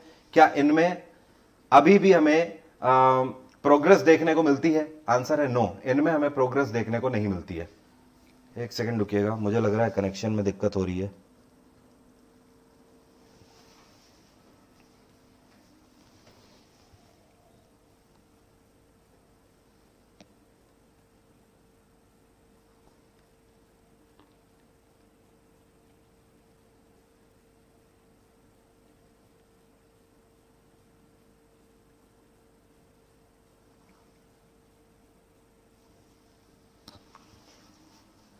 चलो अभी अपने आप ही सही हो जाएगा, आगे बढ़ते हैं। अगला क्वेश्चन है, एक स्टूडेंट पूछ रहा है मुझसे, सर एनटीपीसी के लिए 1500 एमसीक्यू सफिशिएंट है? स्टूडेंट ये पूछ रहा है। या कल को कोई स्टूडेंट पूछता है सर एसएससी के लिए सफिशिएंट है, कोई स्टूडेंट पूछेगा सर पीएससी के लिए सफिशिएंट है, कोई कहेगा सीडीएस के लिए सफिशिएंट है। मैं आपसे पूछता हूं आपकी पढ़ाई सफिशिएंट है? मैं आपसे पूछता हूं आपकी पढ़ाई सफिशिएंट है? इस बार सिलेक्शन होगा कि नहीं होगा? या आपके पिताजी पूछते होंगे इस बार सिलेक्शन होगा कि नहीं होगा? क्या निकलता है जबान से, क्या निकलता है? पिताजी वी आर ट्राइंग, हम कोशिश कर रहे हैं, देखते हैं, इस बार उम्मीद है निकल जाएगा। बोलते हो ना यही? पिताजी इस बार पेपर निकला रखा है, पेपर तो मुझे पता है, ऐसा बोलते हो क्या? नहीं, क्योंकि आपको भी नहीं पता कि पेपर में क्या आएगा। बस वैसे ही हम फैकल्टीज के साथ भी क्या होता है यार, छोटा भाई बहन से समझ के जो हम लोग पढ़ाते हैं ना, तो आपके लिए मेहनत करते हैं, और मेहनत करते हैं अपने एक्सपीरियंस से। वहां पे एक्सपीरियंस और कैलकुलेशन सही बैठ जाती है। बस इतनी सी बात है। सही बैठ भी रही है, कितने सारे स्टूडेंट्स का उद्धार हो गया, कितने सारे स्टूडेंट वरुण अवस्थी से पढ़ के आज की डेट में सिलेक्टेड हैं। तो ये किस वजह से है? ये आपकी मेहनत की वजह से और मेरी मेहनत की वजह से, दोनों की मेहनत है इसमें। तो जब हम मेहनत करते हैं तो चीजें बेहतर हो जाती हैं, बस ऐसा सोचो। सफिशिएंट है या नहीं है? सफिशिएंट तो कुछ भी नहीं है, सफिशिएंट कुछ नहीं है, हो ही नहीं सकता। ठीक है, सफिशिएंट उसको बोलते हैं कि मैं कह दूं कि 1500 पढ़ के चले जाना, काम हो जाएगा, पूरा निकल जाएगा पेपर। ऐसा नहीं है, कैलकुलेशन रखते हैं, चीजें सही बैठ जाती हैं। ओके, अगला question, which island of India has highest population? आपसे कह रहा है, अब उसमें होता पता है क्या है? होता यह है कि कौन से टीचर का मोस्ट प्रिडिक्टेड कंटेंट आ जाता है, बस इतनी सी बात होती है कि कौन सा एडुकेटर पढ़ा रहा है, कौन सा टीचर पढ़ा रहा है जिसका कंटेंट सबसे ज्यादा देखने को मिल जाता है, बस इतनी बात होती है। बाकी आप लोग समझदार हो, इसके आगे मैं बोलूंगा नहीं, अपने लिए मैं इससे ज्यादा कुछ बोलता नहीं हूं। आप लोग यहां पे हो, कुछ सोच समझ कर ही होगे। ल्यूसेंट से क्वेश्चन जहां पर देखने को मिल रहे हैं तो वो अपने मैं मुंह से बोलूं समझ नहीं आएगा, मेरा कंटेंट खुद बोलता है कि पेपर में कंटेंट देखने को मिलेगा या नहीं मिलेगा। यहां पे स्टूडेंट बोल के जो चले जाते हैं ना कि हलवा कंटेंट है, वो वहीं पे जाके काम नहीं होता है कुछ उनका, वो बस वहीं पे जाके डामाडोल हो जाती है स्थिति। तो ऐसा मत करो। पेपर में एग्जामिनर का काम ये नहीं है कि आपका ईगो हर्ट करे, उसका काम है कि एक प्रॉपर पेपर बनाए जिस पैरामीटर पे पेपर बनता है। और पेपर इजी क्वेश्चन में बनता है यार, ये क्वेश्चन हमेशा रिपीट रहते हैं। लेकिन प्रॉब्लम क्या है ना, मैं आज भी अभी फंडामेंटल राइट से क्वेश्चन पूछूंगा, आधों के क्वेश्चन गलत हो जाएंगे। क्यों गलत हो जाते हैं? समस्या तो यही है कि हम लोग 3-3, 4-4 साल से फंडामेंटल राइट पढ़ रहे हैं और क्वेश्चन अभी भी गलत हो रहे हैं। तो एग्जामिनर क्यों ना पूछे बार बार फंडामेंटल राइट से। ओके, ये कौन सा आइलैंड है भारत का जिसमें सबसे ज्यादा पॉपुलेशन बसती है, जिसमें सबसे ज्यादा जनसंख्या है? आंसर होगा मजुली आइलैंड। मजुली आइलैंड कहां पड़ता है? मुंबई। मुंबई का जो मजुली आइलैंड है, सबसे ज्यादा पॉपुलेशन है इसमें। अगला क्वेश्चन है, which country is the largest uranium producer in the world? आपसे कह रहा है यह कौन सा देश है जो कि पूरी दुनिया में सबसे ज्यादा यूरेनियम का उत्पादन करता है? यह देश है कजाकिस्तान। पूरी दुनिया का सबसे ज्यादा यूरेनियम पैदा करता है, नंबर 1 पे। दूसरे नंबर पे कनाडा है और तीसरे नंबर पे ऑस्ट्रेलिया है। आज की डेट की कंडीशन बता रहा हूं, कभी ऑस्ट्रेलिया नंबर 1 हुआ करता था, लेकिन आज कजाकिस्तान नंबर 1 है, सेकंड पे कनाडा है, थर्ड पे ऑस्ट्रेलिया है। And what is the capital of Azerbaijan? Azerbaijan की कैपिटल है बाकू। बाकू। अगला क्वेश्चन है, highest peak of south India? दक्षिण भारत की सबसे ऊंची चोटी कौन सी है? दक्षिण भारत की सबसे ऊंची चोटी है अनाईमुड़ी। लेकिन कई लोग पता है क्या बोलेंगे, कई लोग इसमें लगा देते हैं जाके दोदा बेटा पीक। ऐसा पता है क्यों? क्योंकि वो गूगल से स्टडी करते हैं, किताब से कम पढ़ते हैं। तो गूगल में जब आप लिखोगे ना highest peak of south India, answer लिख के आएगा दोदा बेटा। ये जो दोदा बेटा है ना, फिर इसकी एल्टीट्यूड भी देख लेना, इसकी आप हाइट भी देख लेना। इसकी हाइट आपको लिखी मिलेगी 2645-47 के आसपास, लेकिन अनाईमुड़ी की हाइट आपको मिलेगी 2695 मीटर। ठीक है, तो वही गूगल है जो आपको एल्टीट्यूड में कम बताएगा दोदा बेटा, लेकिन जब आप लिख दोगे highest peak of south India तो दोदा बेटा हाईएस्ट बता देगा। तो सही आंसर अनाईमुड़ी है, ध्यान रखिएगा। कौन से राज्य में पड़ती है? केरल में पड़ती है। और दोदा बेटा पीक कहां पड़ती है? दोदा बेटा आपकी पड़ती है तमिलनाडु में, नीलगिरी की पहाड़ियों में। The deepest place on this अर्थ? इस पूरी अर्थ में सबसे गहरा गर्त कौन सा है? सबसे गहरा गर्त है डेड सी। कौन से ओशियन में पड़ता है? ये पैसिफिक ओशियन में पड़ता है, प्रशांत महासागर में। अगला क्वेश्चन है, कोंकण इनमें से कहां की लोकल लैंग्वेज है? हम सभी को पता है कोंकण गोवा की लोकल लैंग्वेज है, और अभी हाल ही में कोंकण एकेडमी का शुभारंभ किया गया है। कहां पर किया गया है? दिल्ली में किया गया है, अरविंद केजरीवाल के द्वारा। यह कौन सा राज्य है जो कि गन्ने का सबसे बड़ा उत्पादक है? आंसर करिए जरा, आंसर करिए जरा, आंसर करिए जरा।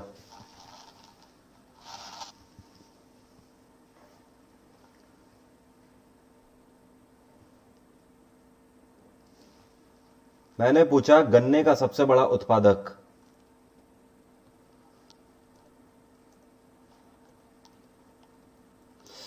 गन्ने का सबसे बड़ा उत्पादक, एनीबॉडी हु कैन टेल मी?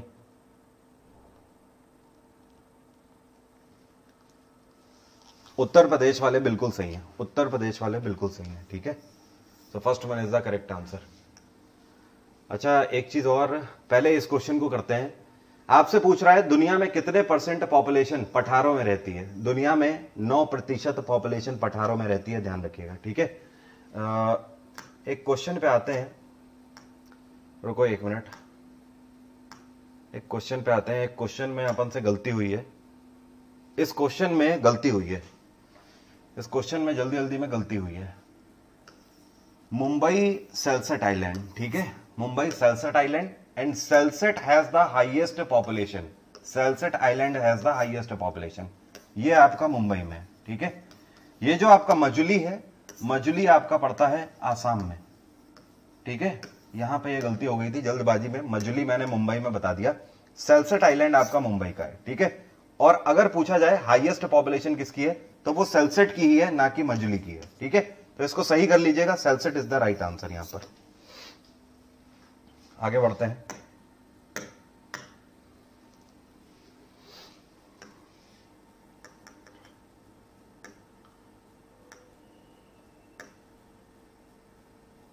हाँ जी, तो हम लोग यहां पढ़ते हैं, गन्ने का सबसे बड़ा उत्पादक कौन सा है? उत्तर प्रदेश राज्य। अगर मैं आपसे कहूं कि गन्ने का सबसे बड़ा उत्पादक देश कौन सा है, तो आपका आंसर क्या हो जाएगा? ब्राजील हो जाएगा, ठीक है। अगला क्वेश्चन आपसे कह रहा है पूरे वर्ल्ड में पठारों में कितने प्रतिशत जनसंख्या रहती है? पठारों में 9% जनसंख्या पूरे वर्ल्ड में रहती है। अगर बोला जाए भारत की कितने प्रतिशत जनसंख्या पठारों में निवास करती है, भारत की करीब 40 से लेकर 45%, माफ करिएगा 64 से लेकर 66% जनसंख्या पठारों में निवास करती है। इसका रीजन क्या है, ऐसे देख लीजिए। भारत में ऊपर ये वाला जो रीजन है, ये आपका हिमालयन रीजन है। बाकी बचा ये जितना भी रीजन है, सेंट्रल हाईलैंड की बात करें या फिर डेक्कन ट्रैप की बात करें, ये पूरा आपका क्या है, ये पूरा आपका पठार है। इधर आपका शिलांग प्लेटो हो जाता है आसाम के पास। तो ये जितना भी एरिया है, ये सब पठारों में ही जनसंख्या निवास कर रही है। आप देख रहे हो भारत का ज्यादातर हिस्सा पठारों में निवास कर रहा है, 64 से लेकर 66% तक। तो आंसर क्या हुआ? फिलहाल वर्ल्ड के बारे में पूछ रहा है, आंसर है 9%। भारत के बारे में पूछे तो 64 से लेकर 66% के आसपास आपको ऑप्शन मिलेगा। एक क्वेश्चन आपसे और पूछता है, भारत में सबसे ज्यादा कौन सी मिट्टी पाई जाती है? आपका आंसर होगा अलूवियल सॉइल, अलूवियल सॉइल। अगर पूछे कितने प्रतिशत एरिया में अलूवियल मिट्टी पाई जाती है, तो आंसर होगा 42 से लेकर 44% तक। अगला क्वेश्चन है, the highest amount of non active gas found in atmosphere of which gas? आपसे कह रहा है हमारे पूरे एटमॉस्फेयर में सबसे ज्यादा नॉन एक्टिव गैस ये कौन सी है जो कि पाई जाती है? बताइए जरा, बताइए जल्दी से। हमारे एटमॉस्फेयर में सबसे ज्यादा नॉन एक्टिव गैस कौन सी पाई जाती है? स्वपन पाउल सबसे पहले और सटीक आंसर, स्वपन पाउल का आंसर सही है, आर्गन। आर्गन की मात्रा सबसे ज्यादा पाई जाती है as a non active gas. Which of the following plateau is famous for the production of tea? हमारे भारत में ये कौन सा पठार है जो कि चाय के उत्पादन के लिए जाना जाता है? चाय के उत्पादन के लिए जो पठार है, ये शिलांग प्लेटू जाना जाता है। शिलांग प्लेटू कहां पड़ता है? ये इधर आसाम वाले रीजन में शिलांग प्लेटू पड़ता है। शिलांग प्लेटू की जो गुणवत्ता है, मतलब यहां पर जो वाटर मिनरल्स हैं वो काफी रिच होते हैं। कौन सी नदी की वजह से? ब्रह्मपुत्र रिवर की वजह से, ठीक है। ब्रह्मपुत्र रिवर ऊपर से आती है और इसी शिलांग प्लेटू के ऊपर से होती हुई बांग्लादेश से होती हुई बे ऑफ बंगाल में गिरती है। तो इसकी लाइफलाइन बोला जाता है एक तरीके से, शिलांग प्लेटू की लाइफलाइन कौन सी रिवर को बोला जाता है? ब्रह्मपुत्र नदी को। तो यहां पर चाय का उत्पादन सबसे ज्यादा होता है पूरे भारत में। अगला क्वेश्चन है, sun contains how much percent mass of entire solar system? Question का मतलब समझो क्या बोल रहा है। आपसे कह रहा है पूरा सोलर सिस्टम है जिसमें सूर्य है और उसके बाद आपके 8 प्लैनेट हैं सब ये, ठीक है। इस पूरे सोलर सिस्टम में कितने परसेंट मास सन कंटेन करता है? तो आपको ध्यान रखना है, सूर्य 99.86% मास कंटेन करता है पूरे सोलर सिस्टम का। अगर सन को हम छोड़ दें तो बाकी जितने भी हमारे ग्रह हैं या प्लैनेट हैं वो सब 0.14% के अंतर्गत आ जाते हैं। या फिर आप ये भी बोल सकते हो कि पूरा सोलर सिस्टम सन के अलावा वो सन का 1% भी नहीं है या फिर आधा प्रतिशत भी नहीं है। सबसे ज्यादा हाईएस्ट मास यही कंटेन करता है। अगला क्वेश्चन है, estimate age of Aravalli ranges. आपसे कह रहा है भारत और ये राजस्थान वाले हिस्से में अरावली की जो पहाड़ियां हैं हमारी, इनकी लगभग उम्र कितनी है, कितने साल पुरानी पहाड़ियां ये होंगी। तो ध्यान रखना, ऑन एन एवरेज 570 मिलियन साल पुरानी पहाड़ियां हैं ये। ओके, कल्पना के परे 570 मिलियन ईयर्स एगो। ओके, तभी इसको दुनिया की सबसे पुरानी पहाड़ी बोला जाता है। अगर आपसे क्वेश्चन पूछता है दुनिया का सबसे पुराना शहर किसको बोला जाता है, सबसे प्राचीन शहर, आपका आंसर होगा वाराणसी, या फिर पहले काशी के नाम से जाना जाता था। अगला क्वेश्चन है हमारा, विच of the following soil is friendly for pulses crop production. मतलब दालों के उत्पादन के लिए कौन सी मिट्टी सबसे ज्यादा उपयोगी होती है, लाल मिट्टी, काली मिट्टी, अलूवियल मिट्टी या फिर एसिडिक। बताइए जल्दी से, दालों के उत्पादन के लिए कौन सी मिट्टी सबसे बेहतर होती है, आंसर कर पाएंगे।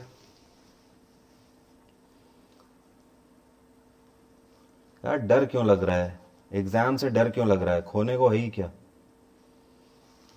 खोने को आपके पास कुछ है क्या, तो फिर डर क्यों रहे हो यार।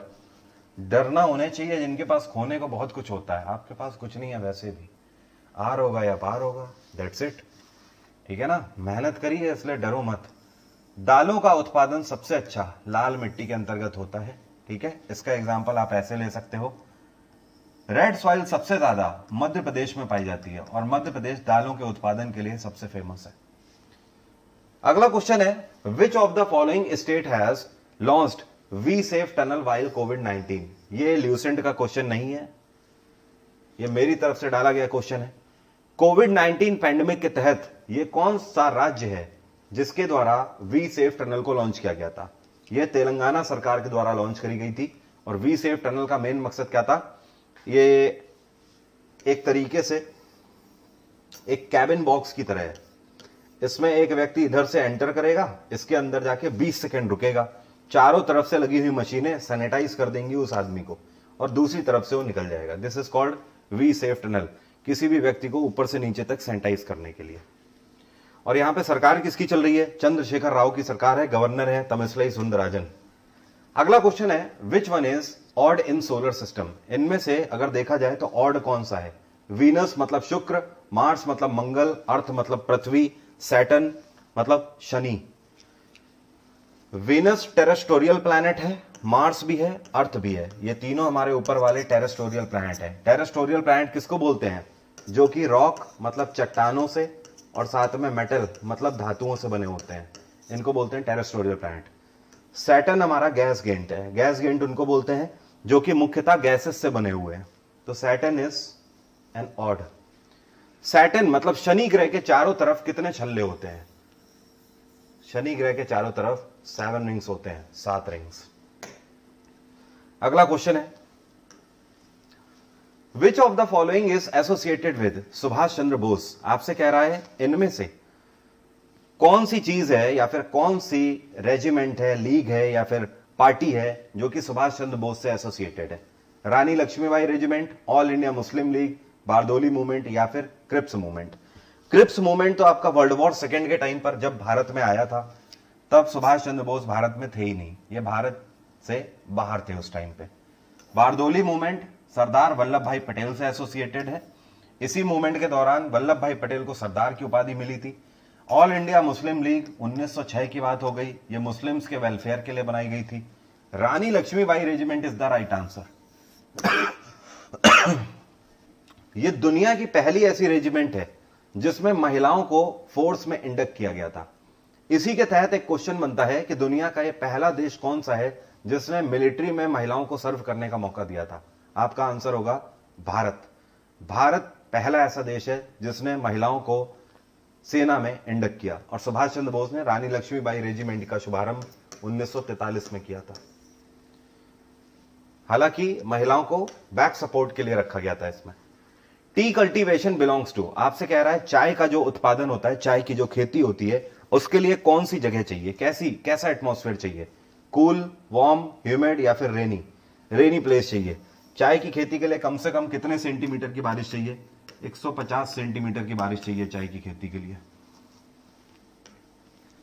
अगला क्वेश्चन है, which continent is known as white continent? इनमें से कौन सा कॉन्टिनेंट है जिसको सफेद महाद्वीप के नाम से जाना जाता है या फिर श्वेत महाद्वीप बोला जाता है? आपका आंसर क्या होगा? अंटार्कटिका, श्वेत महाद्वीप। अगर मैं पूछूं अंटार्कटिका की सबसे ऊंची चोटी कौन सी है, तो आपका आंसर होगा Mount Vinson. Mount Vinson. Antarctica की सबसे बड़ी नदी कौन सी है, बता सकते हो? कोई नहीं, क्योंकि पूरा महाद्वीप बर्फ से ढका हुआ है, यहां पर रिवर है ही नहीं, सारी नदियां जमी हुई हैं, तो नदियां हो ही नहीं वो। ओके, अगला question, during which dynasties time period Sri Lanka was known as Eela Mandalam? काफी अच्छा क्वेश्चन है। आपसे कह रहा है इनमें से कौन सी डायनेस्टी के टाइम पीरियड पे श्रीलंका को, जिसका पुराना नाम शिलोन भी था, लंका द्वीप भी था, तो ईला मंडलम के नाम से जाना जाता था? तो ध्यान रखना, यह है चोल डायनेस्टी। चोल डायनेस्टी के टाइम पीरियड पे श्रीलंका को ईला मंडलम के नाम से जाना जाता था। नेक्स्ट क्वेश्चन है हमारा, विच of the following was a ब्राह्मण डायनेस्टी? कई बार मैंने आपको एंशिएंट हिस्ट्री पढ़ाई हुई है प्लस में, स्पेशली प्लस वाले स्टूडेंट इसको गलत नहीं करेंगे। मैंने आपको पढ़ाया हुआ है, शुंग डायनेस्टी एक ब्राह्मण डायनेस्टी थी, ठीक है? और शुंग डायनेस्टी का फाउंडर कौन था? यह था पुष्यमित्र शुंग, ठीक है? और शुंग डायनेस्टी ने कौन सी डायनेस्टी को सक्सीड किया था? इन्होंने मौर्य डायनेस्टी को खत्म करके अपनी डायनेस्टी स्थापित करी थी। अगला question, in which country Ganga river is known as Padma? बिल्कुल बच्चों वाला क्वेश्चन है। आपसे कह रहा है कौन सा देश है जहां पर गंगा को पद्मा के नाम से जाना जाता है? गंगा भारत के अलावा जाति एक ही देश में है केवल, वो है बांग्लादेश। तो बांग्लादेश में पद्मा के नाम से जाना जाता है। अगला क्वेश्चन, क्रा कैनाल कौन से देश में है? क्रा कैनाल की यहां पर बात हो रही है, भारत, सिंगापुर, जापान या थाईलैंड? आंसर करोगे या मैं ही बता दूं? चलिए आप ही कर लो आंसर, आप ही कर लो आंसर इसका।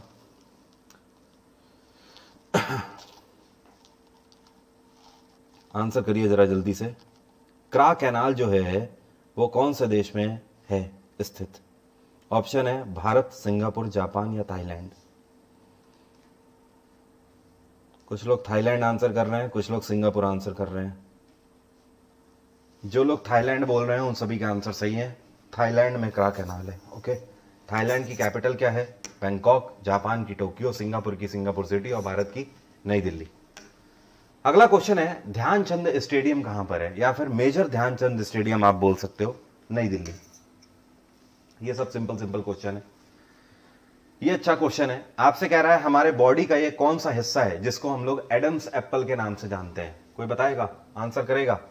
एडम्स एप्पल के नाम से कौन से हिस्से को जानते हैं हम लोग? देखिए यहां पर,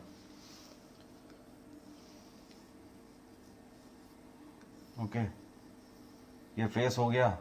इसके बाद मतलब समझ जाना है, थोड़ा सा अजीब टाइप का बन गया है। गले में जो ऐसे उभरा हुआ हिस्सा होता है ना, इसको हम लोग क्या बोलते हैं? इसको लैरिंक्स बोलते हैं, ठीक है? और इसी को हम लोग आम भाषा में वॉइस बॉक्स भी बोलते हैं। क्या बोलते हैं? वॉइस बॉक्स, जिससे आवाज निकलती है। ये जो अभी मेरी आवाज निकल रही है वो इसी वजह से निकल रही है, क्योंकि ये जो गले में उभरा हुआ हिस्सा होता है, बॉयज में ज्यादा होता है, गर्ल्स में कम होता है। इसी को हम लोग एडम्स एप्पल के नाम से जानते हैं। इसको क्या बोलते हैं? लैरिंक्स बोलते हैं। अगला क्वेश्चन है, world's highest volcano mountain Cotopaxi कहां पर पड़ता है? या फिर दुनिया का सबसे ऊंचा ज्वालामुखी, दुनिया का सबसे ऊंचा ज्वालामुखी जिस माउंटेन में है उस माउंटेन को हम लोग कोटोपैक्सी बोलते हैं। और कोटोपैक्सी कौन से देश में है? यह है इक्वाडोर में। Can you please tell me what is the capital of Ecuador? Ecuador की कैपिटल है क्योटो, क्योटो बोलते हैं, ठीक है? इंडोनेशिया की जकार्ता, जापान की टोक्यो और जर्मनी की बर्लिन। अगला क्वेश्चन है, there is a trend of worship of which planet in Europe? आपसे कह रहा है यूरोप में कौन से ग्रह की पूजा करी जाती है, मार्स, वीनस, सन या जुपिटर। इसका आंसर आप लोग करेंगे।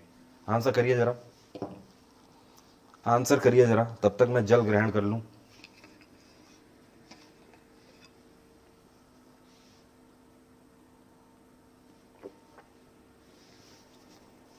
मैंने आपसे पूछा है यूरोप में सबसे ज्यादा किस ग्रह की पूजा करी जाती है, आंसर करिए।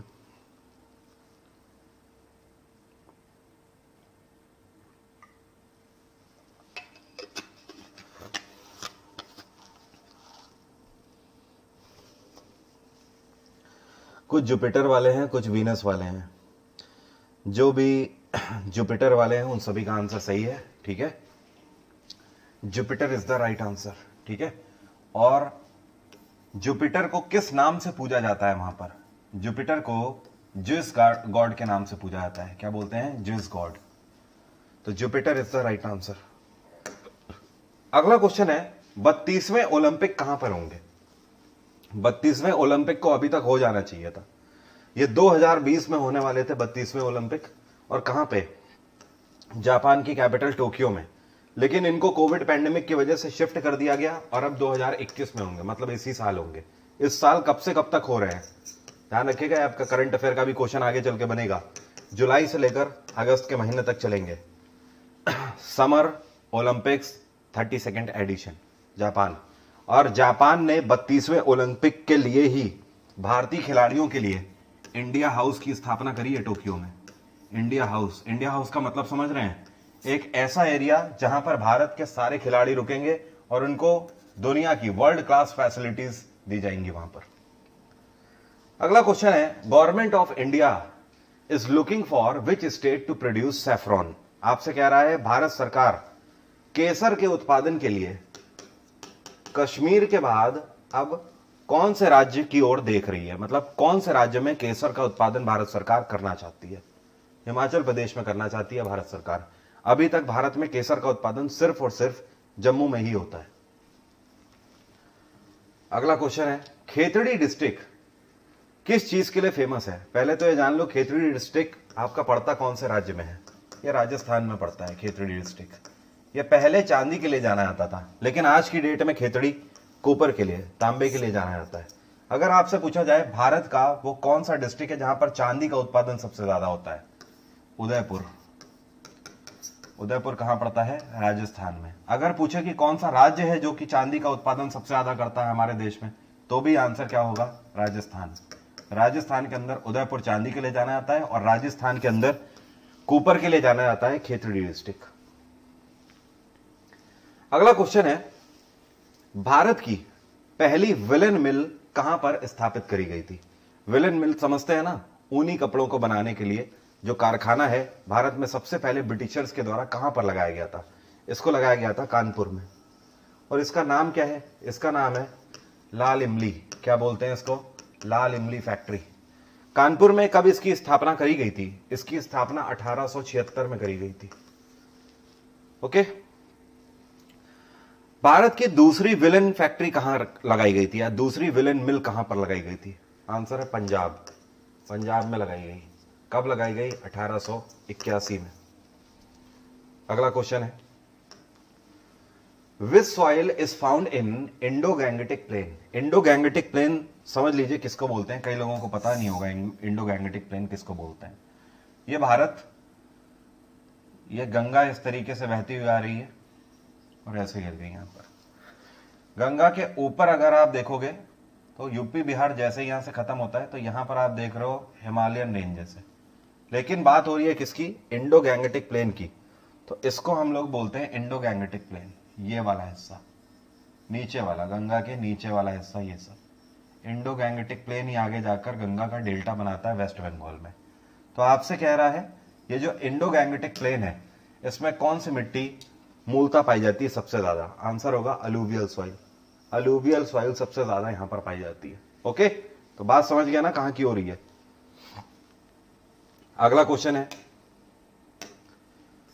Which is the coolest place in India. Bharat में सबसे ठंडा स्थान कौन सा है? भारत का सबसे ठंडा स्थान है लेह। 6 महीने लाइफ रहती है, 6 महीने लाइफ नहीं होती है यहां पर। अगला क्वेश्चन है, which shipyard of Indian navy is use to manufacture warship. आपसे कह रहा है भारतीय नौसेना के लिए यह कौन सी कंपनी है जो कि वॉरशिप बनाती है, ठीक है, या फिर अटैकिंग वेसल बनाते हैं। तो यह है आपकी garden reach ship builder workshop, और इसका हेडक्वार्टर क्या है? इसका हेडक्वार्टर है कोलकाता। कोलकाता इसका हेडक्वार्टर है। और अभी गार्डन रीच वर्कशॉप के द्वारा कौन सा वेसल बनाया गया? करंट अफेयर का क्वेश्चन है, आपसे पूछ रहा हूं, क्या बता सकते हो लेटेस्ट कौन सा वेसल है जो इंडियन नेवी को जीआरएसई ने बनाकर दिया है? कोई कमेंट बॉक्स में लिखकर बता सकता है? कोई भी लिखकर बता दे।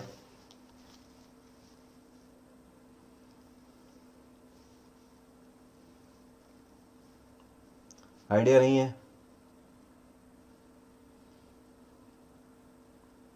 चलिए मैं वेट कर लूंगा।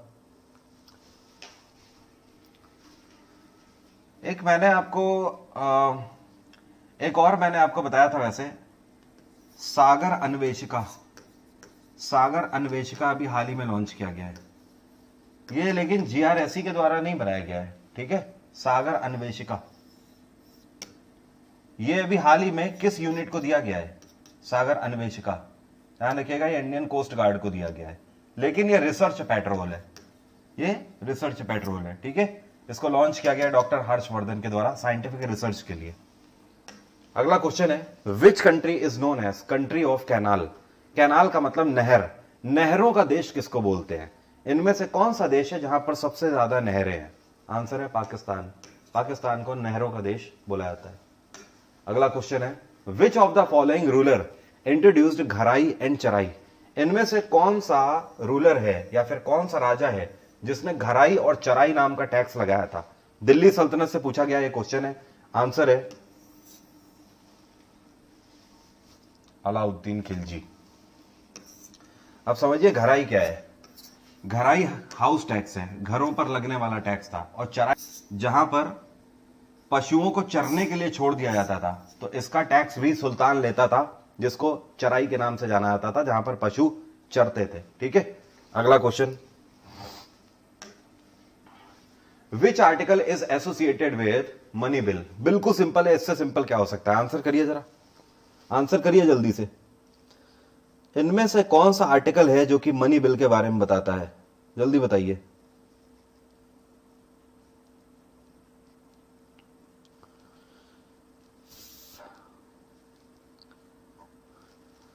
और सुल्तान को मोहब्बत बख्शो यार, सुल्तान को मोहब्बत बख्शो। लाइक का पैरामीटर थोड़ा उठाओ, पाना थोड़ा सा ऊपर उठाओ। जैसे पाना उठाते हैं ना लगा के गाड़ी उड़ जाती है, वैसे ही पाना उठाओ जरा थोड़ा सा। खैर, मनी बिल जो है, मनी बिल आर्टिकल 110 के तहत बताया गया है। आर्टिकल 324 हमें इलेक्शन कमीशन के बारे में बताता है, निर्वाचन आयोग के बारे में। 48 है प्रोटेक्शन ऑफ मॉन्यूमेंट्स के बारे में बताता है। और आर्टिकल 371 किसके बारे में बताता है? यह बताता है स्पेशल प्रोविजन फॉर स्टेट्स के बारे में। मतलब भारत में कुछ ऐसे राज्य हैं जिनको स्पेशल प्रावधान दिए गए हैं, ठीक है। कुछ इन राज्यों में डिस्टर्ब्ड एरियाज हैं या फिर कुछ पिछड़े एरियाज हैं, तो डिस्टर्ब एरियाज में लॉ एंड ऑर्डर को मेंटेन करने के लिए, जैसे नागालैंड